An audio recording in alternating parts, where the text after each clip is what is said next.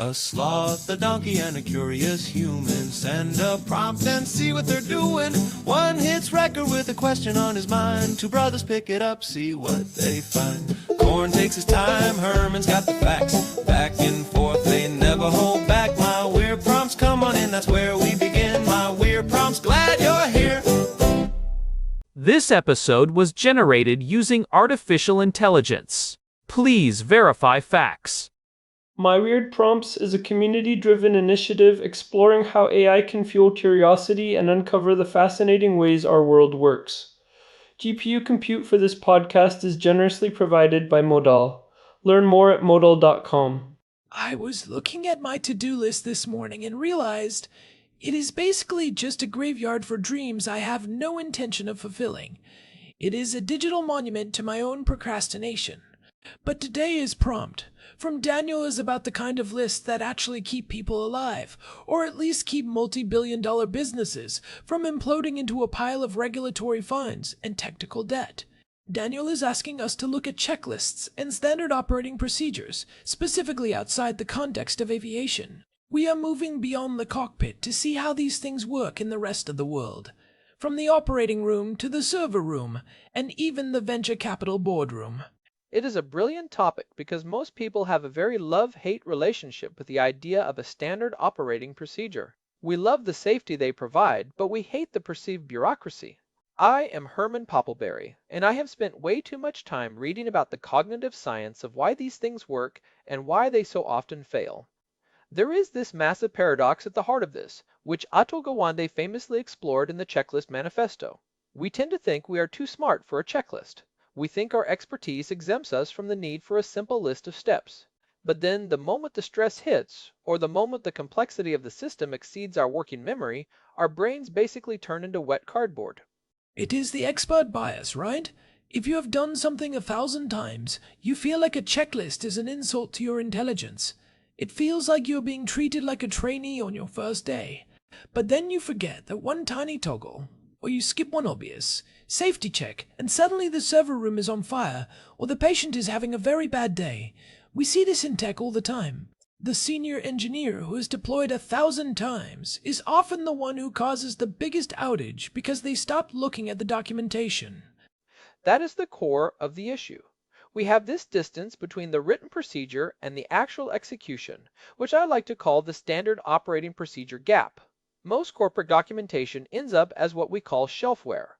It is written by someone in a compliance department to satisfy an auditor or a legal requirement, but the person on the ground never looks at it. Why?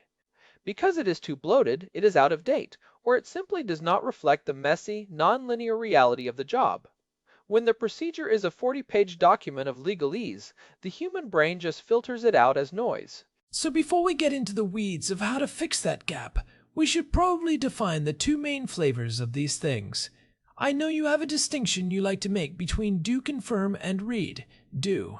This feels like the foundational architecture of the whole conversation. It is a critical distinction that most people miss when they start drafting these. A read-do checklist is exactly what it sounds like. You read the step, then you perform the step. This is for complex, infrequent tasks where you cannot afford a single mistake. Think about decommissioning a chemical reactor or setting up a brand new multi-region server architecture from scratch. You are following a recipe in real time because the sequence is too complex or too rare to be committed to muscle memory. You are essentially a human processor executing a script. And the do confirm is more like the grocery list you check right before you leave the store. You have done the shopping, you think you have everything, but you do one final pass to make sure the milk and the eggs are actually in the cart. Precisely. In a do confirm workflow, you perform a sequence of tasks from memory because you are an expert. You have the flow down, you are in the zone. But then you pause at a specific gateway, a hold point, and you run through the checklist to confirm everything was actually done.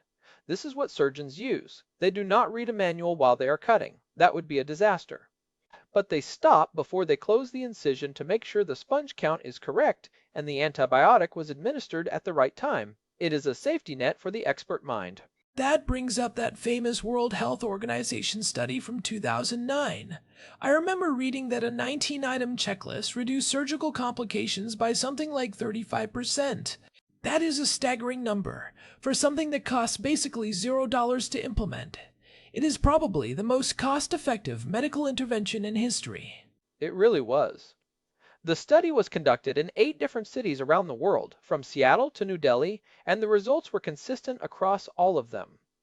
Complications dropped by 35%, and the death rate dropped by nearly half in some of the hospitals they studied. But what was fascinating about that study is that it was not just about the technical steps. It was not just, did we wash our hands? One of the items on the checklist was just everyone in the room introducing themselves by name and role. Wait, how does knowing the nurse's name stop a surgical error? It is about psychological safety and the social permission structure. It turns out that when the junior nurse knows the lead surgeon's name and the surgeon has acknowledged her, she is much more likely to speak up if she sees a mistake. If the room is a rigid hierarchy where no one speaks, errors go unchallenged. The checklist flattens the hierarchy. It gives the junior person a script to follow that requires them to speak. It turns a collection of individuals into a high-functioning team. So it is not just about memory offloading, it is about culture. But let us talk about that memory offloading for a second. You mentioned earlier that our brains turn into wet cardboard under stress. What is actually happening there technically? Why do we need these external buffers?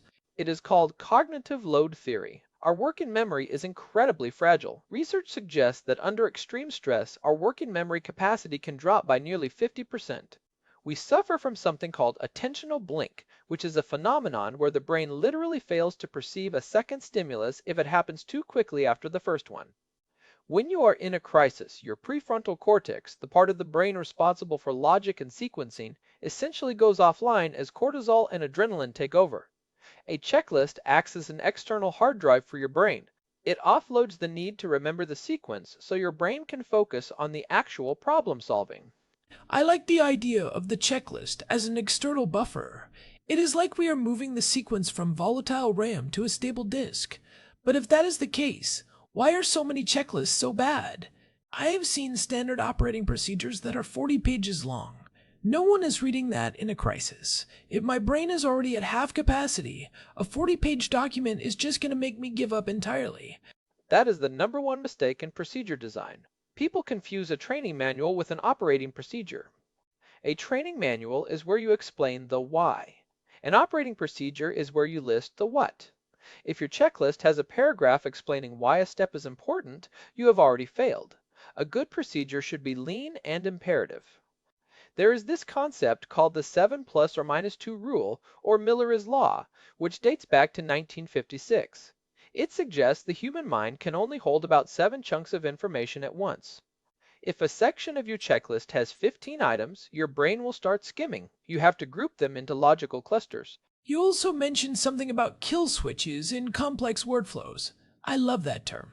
What does that look like outside of a factory or a nuclear plant? A kill switch is a go or no-go point. It is a hard boundary. In software deployment, for example, a good procedure has a specific step that says, if the latency is over 200 milliseconds at this stage, stop everything and roll back. It removes the ambiguity of the decision. You are not standing there at 3 in the morning, exhausted, wondering if maybe it will stabilize. The procedure has already made the hard choice for you when you were calm and rational. It is a gift from your past self to your future, stressed out self. I think Daniel probably sees this a lot in his world of automation and technical communications. If you are writing a script to automate a cloud environment, that script is essentially a digital standard operating procedure. It does not get tired, and it does not have an ego. But we are still the ones writing the scripts. How do we identify which tasks actually need this level of rigor? Because if you make everything a procedure, you just end up with a massive bureaucracy that everyone hates. You end up in that bureaucratic labyrinth we talked about in episode 765. You have to look for the high consequence, low frequency events. If you do something every single day, like making coffee or checking your email, you likely have the muscle memory. You might still need a do confirm list for the critical bits, like, did I actually hit send on that invoice? But you do not need a manual. The real danger zone is the task you do once every 3 months. You're just familiar enough to be dangerous, but not practiced enough to be perfect. That is where you need a redo list. It is the uncanny valley of competence. What about the trade-off between rigidity and agility? I'm thinking about something like a high-frequency trading desk versus a nuclear power plant. In a power plant, you want absolute rigid adherence to the manual. But in a fast-moving market, if you are stuck reading a 30-page document, the opportunity is gone. The market has moved on while you are checking step 14. That is where heuristic-based checklists come in. Instead of a list of specific actions, you provide a list of mental checks or boundaries. In high-stakes trading or rapid response environments, the checklist might be 3 questions. Is our exposure within the limit? Is the volatility index below 30? Is the counterparty liquid? If the answer to any of those is no, you pull the plug. It is about speed and safety, not just blind following of steps. It is about defining the safe operating envelope and then letting the expert navigate within it. We talked about aviation in the past, specifically in episode 1355, when we discussed those 90-second sprints for home safety. One thing that sticks with me from that is how procedures can drift over time. You start with a perfect list, but then the software changes, or the team changes, and suddenly step 4 doesn't make sense anymore, so you just start skipping it. And once you skip step 4, skipping step 5 doesn't seem like a big deal. That is exactly what sociologist Diane Vaughan called the normalization of deviance. She coined the term while investigating the Challenger disaster in 1986. It is the process where people become so accustomed to a small deviation from the procedure that it stops feeling like a risk. The standard operating procedure says you need 2 signatures, but you have been getting away with one for 6 months because the second manager is always in meetings. Nothing has exploded yet, so one signature becomes the new functional standard. Until the day that second signature was the only thing that would have caught a catastrophic error. So how do you fight that, especially in a fast-moving startup or a tech environment where things are literally changing every week? You can't have a static binder in a world of continuous deployment. You have to treat your procedures like code. This is something we touched on in episode 1267 about the gitification of everything. If your standard operating procedures are sitting in a static PDF on a shared drive, they are already dead. They need to be in a version-controlled system where the people using them can submit pull requests. If a step is broken or redundant, the person on the front line should be able to propose a fix immediately. The documentation should be as agile as the software it describes. I love that. It makes the procedure a living document rather than a decree from on high. It also solves the version control problem. There is nothing more dangerous than a technician following an outdated version of a safety protocol because they did not see the email update from last Tuesday. If the procedure is the source of truth, it has to be current. And this is where it gets really interesting when we look at the future of this with AI. We are now in March of 26, and we are starting to see the rise of what I call agentic, context-aware checklists. Imagine a system that looks at the current state of your network, realizes you are under a specific kind of DDoS attack, and generates a tailored standard operating procedure for that exact moment based on your specific infrastructure. It is not just a static list anymore, it is an active partner in the workflow. It is pulling in real-time telemetry and saying, based on the current load, you need to execute these 5 steps in this order. That sounds great, but does it not risk making us even more dependent? If the AI is generating the checklist, do we lose the ability to think for ourselves when the system goes down? It is the automation irony. The more reliable the automation, the less prepared the human is to take over when it fails. That is the tension. You want the system to handle the low-level sequence so you can handle the high-level strategy. If you are a doctor using an AI-generated checklist for a rare condition, the AI ensures you do not forget a rare drug interaction, which allows you to focus on the patient's immediate physical response. It is about augmenting expertise, not replacing it. We are moving toward a world where the checklist is an invisible layer of the environment, prompting us only when we deviate from the safe path. Let us look at some of the non-technical industries. I was reading about a famous venture capital firm that uses a checklist for every single investment meeting. They are not looking at technical specs, they are looking for cognitive biases. They have a list of questions like, are we only excited about this because the founder is charismatic? Or are we ignoring a competitor because we do not like their CEO? That is a brilliant application. It is a checklist for the ego. We are all prone to confirmation bias and the halo effect. By forcing yourself to answer those questions before you write a check for $10 million, you are building a speed bump for your own impulsivity. It is the same logic as the surgical checklist, just applied to financial risk. It is about creating a verification loop. A checklist without a feedback mechanism is just a list of suggestions. You need a moment where you have to physically or digitally sign off that the check was performed. It seems like the common thread here is that a good checklist is actually a tool for freedom. If I do not have to spend my mental energy worrying if I turned off the oxygen, or if I checked the subdomain records, I can actually do the high-value work I was hired for. It is about reducing the cognitive tax. But to get there, you have to be ruthless about the design. If you are drafting these for your team, you have to write for the stressed self.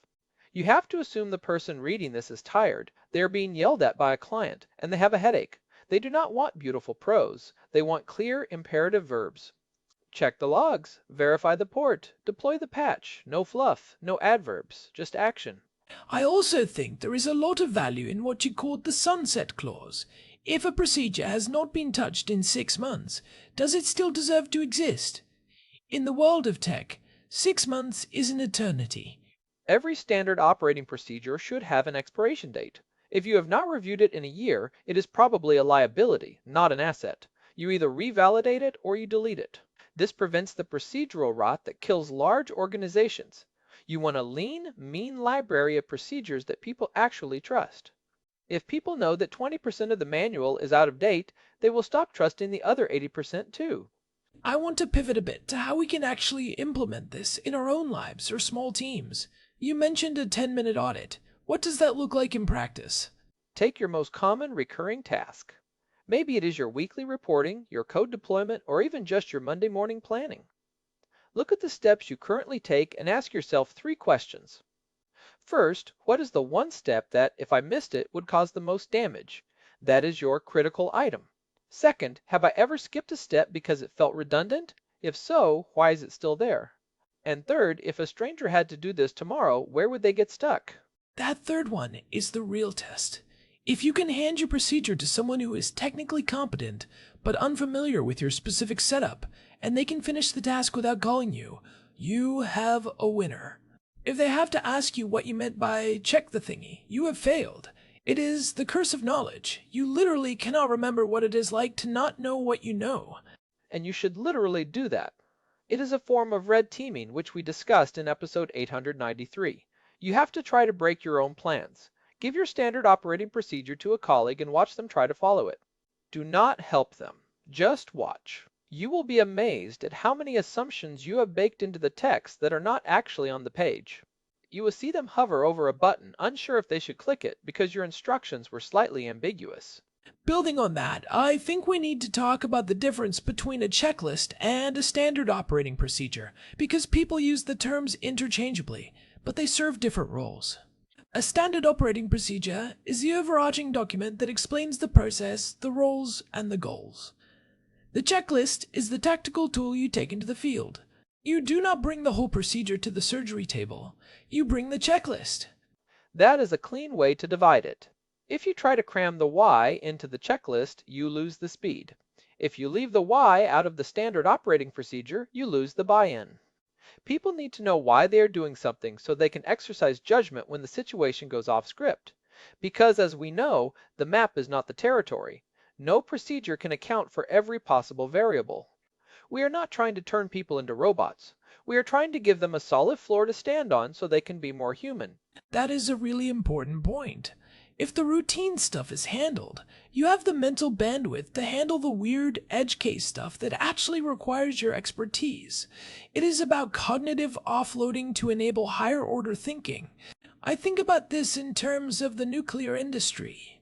They have incredibly rigid procedures for the reactor, but they also have intensive training for how to handle what they call beyond design basis events.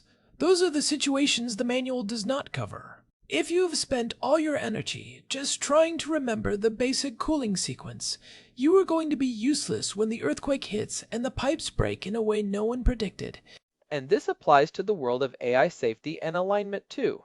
If we are building these massive models, the procedures for how we test them and how we deploy them are going to be some of the most important documents ever written. Daniel is obviously deeply involved in this. If you are doing a red teaming exercise on a new model, you need a rigorous checklist to make sure you are not just testing the easy stuff. You need to ensure that the testing is consistent across different teams. If Team Alpha is checking for bias and Team Beta is checking for prompt injection, but they are using different standards, you do not actually have a safety profile. You just have a collection of anecdotes. So, looking forward, do you think we are moving toward a world of invisible checklists? Like, will our environments just sense what we are doing and provide the right prompts at the right time? I think that is the trajectory. Ambient computing. If you are in a lab and you pick up a specific chemical, a heads-up display or a voice assistant might remind you of the specific safety protocol for that substance. It removes the friction of having to go find the binder or open the file. The information finds you when you need it. It is the ultimate version of just-in-time learning. But until we get there, we are stuck with the tools we have. So, to wrap this up, what is the one thing someone should do tomorrow if they realize their team's documentation is a mess? Pick the one process that keeps you up at night, the one where you say, I hope nothing goes wrong while I am on vacation. Sit down and write a 10-item checklist for it, not a 20-page document, just 10 items. Focus on the kill switches and the high consequence steps. Write it for your stressed self. The version of you that is hungry, angry, lonely, or tired. Then give it to someone else and tell them to try to break it. And if they cannot break it, you might actually get to enjoy your vacation. I think that is the real takeaway. These procedures are not just about safety or efficiency. They are about peace of mind. They are a gift to your future self. I could not have said it better. It is about being kind to the person you are going to be when the pressure is on. Well, this has been a deep dive into the world of lists that actually matter. Thanks to Daniel for the prompt that got us thinking about this. It is one of those topics that seems dry on the surface, but is actually at the heart of how everything from hospitals to hedge funds stays upright. It is the hidden architecture of the world. I love it. Before we go, we should give a shout out to our producer, Hilbert Flumingtop, who I am sure has a very rigorous checklist for making sure we do not sound like total idiots every week. And a big thanks to Modal for providing the GPU credits that power the generation of this show. They make the technical side of this look easy, which we know it is not. If you found this useful, or if you have your own horror stories of procedures gone wrong, we would love to hear from you. You can find us at myweirdprompts.com for the RSS feed and all the ways to subscribe. This has been My Weird Prompts. We will catch you in the next one. Bye. Take care. This episode was generated using Gemini Flash 3. Text-to-speech engine was Chatterbox. Thanks for listening to our